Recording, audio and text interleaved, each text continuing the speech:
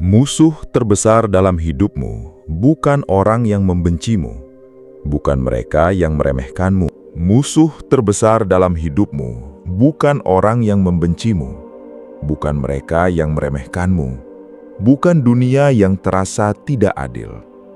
Musuh terbesar itu adalah dirimu sendiri, versi dirimu yang diam-diam menikmati kehancuranmu sedikit demi sedikit. Dan yang paling berbahaya, ia tahu persis bagaimana cara membuatmu merasa aman sambil menghancurkan hidupmu secara perlahan. Ia muncul saat kamu menunda hal yang bisa mengubah hidupmu. Ia berbicara ketika kamu hampir melangkah lebih jauh, lalu tiba-tiba dipenuhi keraguan. Ia membuatmu percaya bahwa kamu belum siap, masih kurang, atau nanti saja. Padahal, jauh di dalam dirimu, ada bagian yang sebenarnya takut melihat seberapa besar dirimu bisa bertumbuh jika berhenti mendengarkan suara itu. Sebagian manusia hidup puluhan tahun tanpa pernah sadar bahwa mereka sedang disabotase oleh pikirannya sendiri. Mereka mengira sedang mencari kebahagiaan, padahal tanpa sadar terus memilih pola yang melukai mereka. Mereka bilang ingin berubah, tetapi diam-diam mempertahankan identitas lama yang penuh penderitaan karena rasa sakit terasa lebih familiar daripada kebebasan.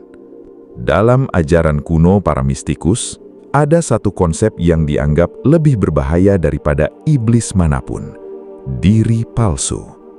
Sebuah versi dirimu yang dibentuk oleh ketakutan, luka masa lalu, ego, dan suara-suara yang kamu warisi dari dunia. Diri palsu ini tidak ingin kamu sadar, karena saat kamu benar-benar mengenali siapa dirimu sebenarnya, seluruh kendali yang selama ini mengikat hidupmu mulai runtuh. Itulah sebabnya banyak orang merasa lelah bahkan ketika tidak melakukan apa-apa, karena energi mereka habis untuk perang yang tidak terlihat. Setiap hari mereka bertarung melawan pikiran mereka sendiri, melawan rasa takut yang mereka sembunyikan, melawan kebiasaan yang mereka tahu menghancurkan mereka. Dan ironisnya, sebagian besar kekalahan itu terjadi dalam diam, tanpa pernah disadari. Video ini akan membawamu masuk ke medan perang paling rahasia yang jarang dibahas secara jujur. Kita akan membedah bagaimana manusia bisa menjadi musuh bagi dirinya sendiri, mengapa pikiran sering menciptakan penjara yang tidak terlihat, dan bagaimana pengetahuan esoterik kuno sebenarnya telah lama memperingatkan tentang bahaya ini. Karena setelah kamu memahami satu hal ini, cara kamu melihat dirimu sendiri mungkin tidak akan pernah sama lagi. Jadi sebelum kita melangkah lebih jauh, tanyakan pada dirimu dengan jujur.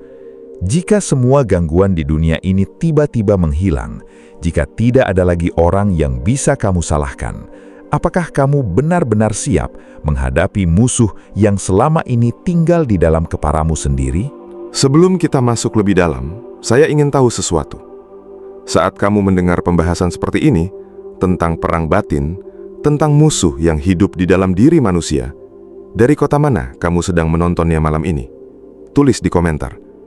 Karena ada sesuatu yang selalu menarik untuk saya perhatikan, bahwa di balik layar kecil yang menyala dalam gelap, ternyata ada begitu banyak jiwa dari tempat berbeda yang diam-diam sedang mengalami pertarungan yang sama.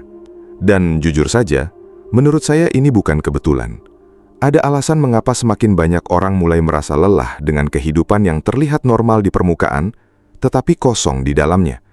Seolah ada sesuatu dalam diri manusia modern yang mulai sadar bahwa musuh terbesar mereka selama ini bukan dunia luar, melainkan pola pikir yang terus menghisap energi hidup mereka tanpa disadari. Ribuan tahun lalu, jauh sebelum manusia mengenal psikologi modern, para filsuf kuno sudah memahami bahwa kesadaran manusia memiliki dua wajah.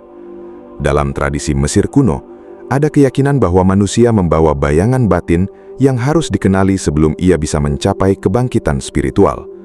Di Yunani, para pengikut misteri Delphi mengukir kalimat terkenal di dinding kuil mereka, "Kenalilah dirimu sendiri." Bagi kebanyakan orang, itu terdengar seperti nasihat biasa, tetapi bagi mereka yang memahami makna esoteriknya, kalimat itu sebenarnya adalah peringatan. Karena mengenali diri sendiri bukan tentang mengetahui makanan favoritmu, kepribadianmu, atau apa yang membuatmu nyaman. Mengenali diri sendiri berarti berani melihat sisi tergelap dalam batinmu tanpa lari. Melihat rasa iri yang kamu sembunyikan, melihat ego yang selalu ingin dipuji, melihat ketakutan yang diam-diam mengendalikan keputusan hidupmu. Dan sebagian besar manusia menghindari itu seumur hidupnya. Dalam beberapa naskah kuno Timur, pikiran manusia bahkan diibaratkan seperti monyet liar yang melompat tanpa kendali dari satu cabang ke cabang lain. Ia tidak pernah diam, ia terus menciptakan ilusi, ketakutan, dan narasi tanpa akhir. Dan masalahnya, kebanyakan orang mengira suara dalam kepalanya adalah dirinya yang sejati. Padahal, menurut ajaran para mistikus, itu hanyalah lapisan luar kesadaran, topeng yang terbentuk dari pengalaman, trauma, dan pengaruh dunia. Saya pribadi percaya bahwa inilah alasan mengapa banyak orang merasa hampa meskipun hidup mereka terlihat baik-baik saja. Mereka mengejar tujuan, uang, validasi, bahkan hubungan, tetapi tidak pernah benar-benar mengenal siapa yang sedang mengendalikan semua keinginan itu. Akibatnya, mereka hidup seperti orang yang tertidur dengan mata terbuka, bergerak setiap hari, tetapi tidak pernah benar-benar sadar. Dan semakin saya mempelajari ajaran-ajaran kuno, semakin terlihat jelas bahwa banyak sistem di dunia modern justru memperkuat diri palsu ini.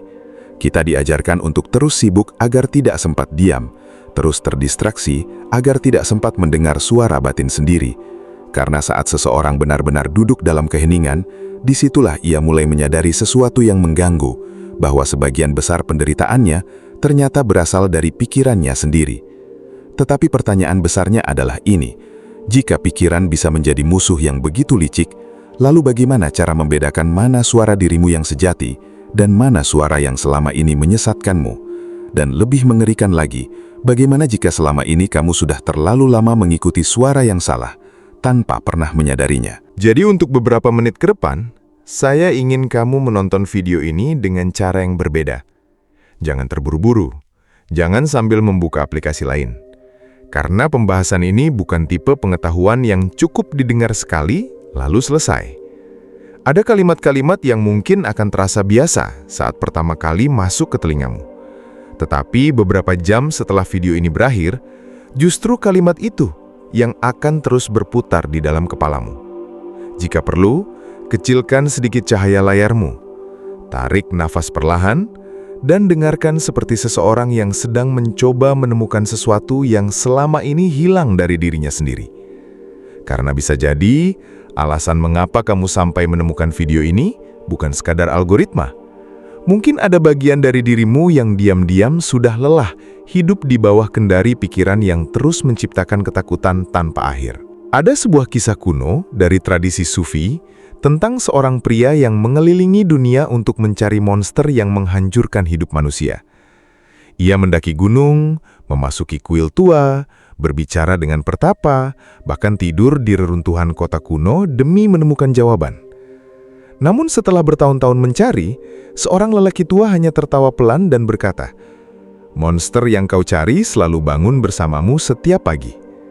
Dan sejak saat itu, pria tersebut mulai memahami bahwa ancaman terbesar manusia bukan sesuatu di luar dirinya, melainkan sesuatu yang berpikir melalui dirinya. Masalahnya, musuh batin tidak menyerang dengan cara yang kasar. Ia tidak datang membawa suara mengerikan atau wajah menyeramkan. Ia datang sebagai pikiran yang terdengar logis. Ia membisikkan keraguan tepat sebelum kamu mencoba berubah. Ia membuatmu menunda peluang penting sambil berkata bahwa kamu hanya sedang menunggu waktu yang tepat. Dan perlahan, tanpa sadar, hidupmu mulai dibentuk oleh suara yang bahkan bukan dirimu yang sejati. Inilah mengapa banyak manusia hidup dalam lingkaran yang sama selama bertahun-tahun. Mereka jatuh pada luka yang sama, mengulangi kesalahan yang sama, mencintai hal yang melukai mereka, dan setiap kali hidup mereka runtuh, mereka selalu mencari penyebab di luar sana. Padahal akar terdalamnya tersembunyi di dalam pola pikir yang tidak pernah benar-benar mereka sadari. Dalam ajaran Buddhisme kuno, kondisi ini disebut sebagai pikiran yang belum terbangun. Sebuah keadaan ketika manusia begitu tenggelam dengan suara batinnya, hingga ia tidak lagi mampu membedakan antara realitas dan ilusi yang diciptakan pikirannya sendiri. Dan yang mengerikan, pikiran seperti ini bisa membuat seseorang menderita bahkan ketika tidak ada ancaman nyata di sekitarnya. Coba perhatikan hidupmu sendiri secara jujur. Berapa banyak ketakutanmu yang benar-benar terjadi? Berapa banyak luka yang sebenarnya lahir bukan dari kenyataan, tetapi dari skenario yang terus diputar oleh pikiranmu sendiri? Sebagian manusia menghabiskan hidupnya di penjara yang pintunya sebenarnya tidak pernah terkunci. Mereka hanya terlalu percaya pada suara dalam kepalanya untuk mencoba keluar. Dan di titik inilah, rahasia kuno itu mulai terasa mengganggu. Karena semakin seseorang mengamati pikirannya sendiri, semakin ia sadar bahwa ada dua diri yang hidup di dalam dirinya. Yang satu adalah pengamat yang tenang, yang lainnya adalah suara tanpa henti yang dipenuhi ketakutan, ego, dan keinginan untuk mengontrol segalanya.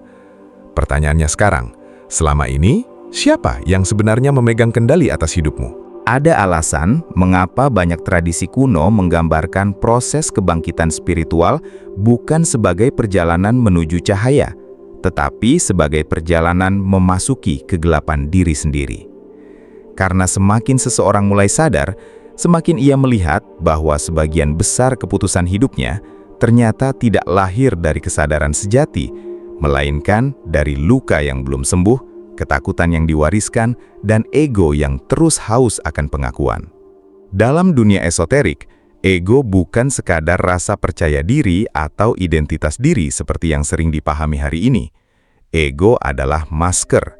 Ia adalah karakter yang perlahan kamu bangun sejak kecil agar bisa diterima dunia.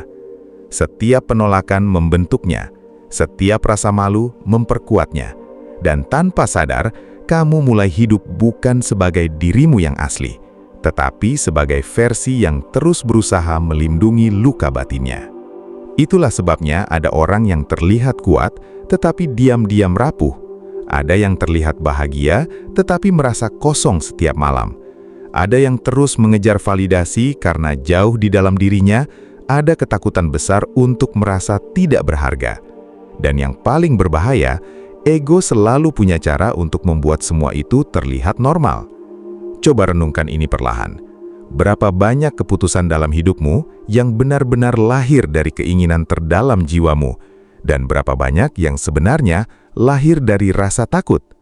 Takut ditinggalkan, takut gagal, takut dianggap biasa saja. Jika kamu berani, tuliskan di komentar satu ketakutan yang paling sering diam-diam mengendalikan hidupmu. Tidak perlu terlihat kuat di sini, karena seringkali kesadaran dimulai saat seseorang berhenti berbohong pada dirinya sendiri. Salah satu paradoks terbesar manusia adalah ini. Banyak orang ingin bebas, tetapi diam-diam takut kehilangan penjara yang sudah familiar bagi mereka. Mereka ingin berubah, tetapi tidak siap melepaskan identitas lama yang selama ini mereka gunakan untuk bertahan hidup. Maka setiap kali hidup memberi kesempatan untuk bertumbuh, pikiran mereka justru menciptakan alasan untuk kembali mundur. Dalam mitologi kuno, fenomena ini sering disimbolkan sebagai naga penjaga gerbang. Bukan karena naga itu jahat, tetapi karena setiap manusia harus menghadapi ketakutan terdalamnya sebelum memasuki tingkat kesadaran yang baru. Dan naga itu seringkali bukan sesuatu di luar sana. Ia muncul dalam bentuk rasa malas, keraguan, kebiasaan merusak diri, bahkan suara kecil yang terus mengatakan bahwa kamu tidak akan pernah cukup baik. Saya pribadi percaya bahwa inilah alasan mengapa sebagian orang merasa sangat gelisah ketika mulai sendirian tanpa distraksi. Saat tidak ada musik, tidak ada notifikasi, tidak ada keramaian, tiba-tiba muncul suara-suara yang selama ini mereka tekan. Penyesalan lama, ketakutan yang belum selesai, kekosongan yang selama ini ditutupi kesibukan. Dan karena itu terasa tidak nyaman, banyak orang memilih kembali tenggelam dalam distraksi daripada menghadapi diri mereka sendiri. Tetapi justru disitulah pintu perubahan sebenarnya berada. Bukan saat hidupmu sempurna, bukan saat semua rasa takut hilang, melainkan saat kamu akhirnya berhenti lari dari dirimu sendiri. Karena musuh batin hanya memiliki kekuatan selama ia tetap tidak disadari. Dan detik seseorang mulai melihatnya dengan jernih, sesuatu di dalam dirinya mulai berubah. Namun ada satu hal yang jarang dibahas siapapun. Setelah seseorang mulai menyadari permainan pikirannya sendiri, perjalanan itu tidak otomatis menjadi lebih mudah. Justru di tahap itulah pertarungan yang sebenarnya dimulai. Karena pikiran yang selama ini mengendalikanmu tidak akan menyerahkan kendalinya begitu saja. Tetapi, disinilah bagian yang paling penting. Karena setelah semua pembahasan tentang ego, ketakutan, dan perang batin ini, mungkin sebagian dari kalian mulai bertanya dalam hati, lalu bagaimana cara keluar dari semua ini? Dan anehnya, jawaban dari pertanyaan itu sebenarnya jauh lebih dekat daripada yang dibayangkan kebanyakan orang. Masalahnya bukan karena manusia tidak punya jalan keluar. Masalahnya, sejak kecil kita tidak pernah diajarkan cara menghadapi pikiran kita sendiri. Kita diajarkan mencari uang, mengejar pengakuan, memenangkan persaingan. Tetapi hampir tidak pernah diajarkan cara duduk tenang dengan diri sendiri tanpa merasa gelisah. Padahal menurut banyak tradisi kuno, kemampuan paling langka di dunia ini bukan kecerdasan, melainkan kesadaran. Kemampuan untuk melihat pikiran tanpa langsung diperbudak olehnya. Dan ketika seseorang mulai mengembangkan kemampuan itu, hidupnya perlahan berubah dari dalam. Jadi, mulai malam ini, ada satu latihan sederhana yang ingin saya minta kamu lakukan. Bukan ritual rumit, bukan teknik mistis yang sulit dipahami. Hanya sesuatu yang sangat sederhana, tetapi diam-diam bisa mengubah cara kamu mengenal dirimu sendiri. Saat malam mulai sunyi dan semua distraksi perlahan mereda, duduklah sendiri selama 10 menit tanpa musik, tanpa layar, tanpa apapun.